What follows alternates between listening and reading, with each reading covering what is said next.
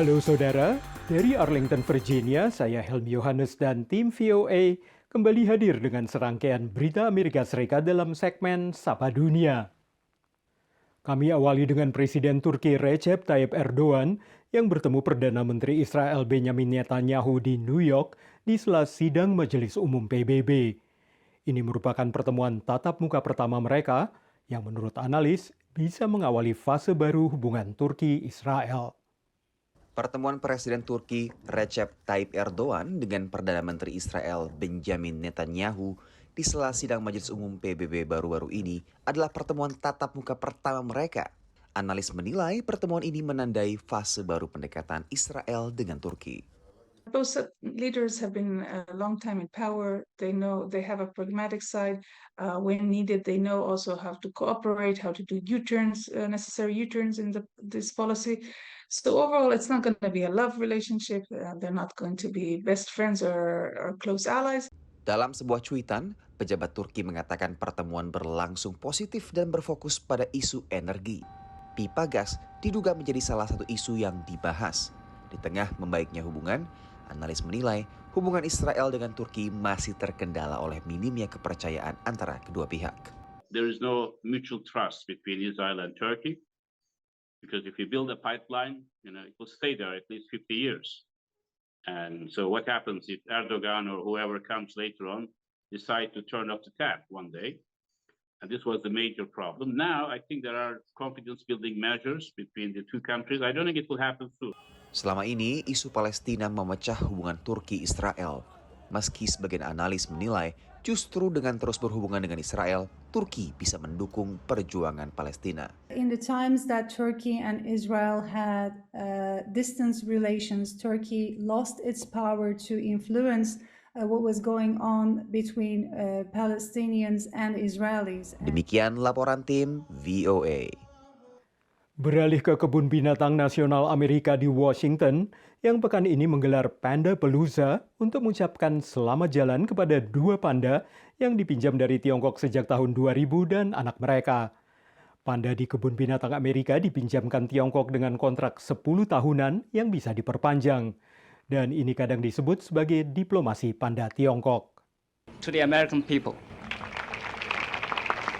Penggunaan panda dalam diplomasi Tiongkok berawal pada 1972 saat pasangan panda Xing dan Ling dihadiahkan ke Amerika Serikat menyusul normalisasi hubungan dengan Republik Rakyat Tiongkok, ditandai dengan lawatan Presiden AS saat itu Richard Nixon dan Ibu Negara Pat Nixon. It created very much a impression of China that was different from the harsh impressions of China that people had because of issues like human rights in Tibet or Xinjiang.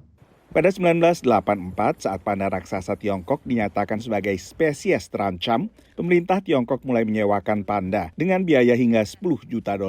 They decided that in order to help with panda conservation in China, that they would charge for the pandas. Zoos were willing to pay these kinds of prices because, as I again said, they are a major attraction. Analis mengatakan keberhasilan pengembangbiakan panda di kebun binatang AS tak bisa dianggap enteng. Karena berkat banyaknya panda yang lahir hidup dan selamat, status panda beralih dari terancam ke rentan. Meski demikian, pengamat lain menilai pelestarian panda perlu pendekatan lebih menyeluruh. Zoos are not necessarily the way that you preserve animals in the wild. That's a different question, and you have to look at how you're protecting their feeding and breeding grounds and their ability to move and all these kinds of things. Sementara 4 panda di kebun binatang Atlanta juga akan dikembalikan pada 2024. Demikian laporan tim VOA. Kini kita tengok Irmandi Wicaksono, mahasiswa S3 di Massachusetts Institute of Technology yang membuat sebuah karya instalasi yang menggabungkan sains dan seni. Instalasi ini menggambarkan simbol-simbol budaya Indonesia dan belum lama ini ditampilkan di salah satu event seni terbesar di Black Rock City, Nevada. The Living Network Pavilion adalah kain arsitektur yang menggabungkan seni, teknologi, dan juga teknik. Living Network Pavilion adalah karya seni Irmandi Wicaksono, seorang seniman, desainer, dan engineer yang saat ini sedang menyelesaikan kuliah S3-nya di Massachusetts Institute of Technology Media Lab, jurusan Media Arts and Sciences. Menurut saya kain itu di mana-mana, dan itu adalah salah satu media yang bagus untuk mengintegrasikan teknologi. Dan research saya adalah tentang menggabungkan tekstil dengan elektronik dan komputasi. Living Network Pavilion terinspirasi dari berbagai kultur di Indonesia seperti pura, tempat ibadah agama Hindu, serta kain batik dan ikat. Karya Irmandi ini tampil di Burning Man, salah satu event seni terbesar dengan lanskap padang pasir di Black Rock City, Nevada. Irmandi yang mulai mengenal tekstil dari neneknya, seorang penjahit dan penenun kain, menjelaskan bahwa tiap bagian dari Living Network Pavilion mempunyai kisah Di mana pattern motif-motif di kain ini sangat mendalam, mempunyai banyak makna. I think Irmandi's piece is a very healing piece.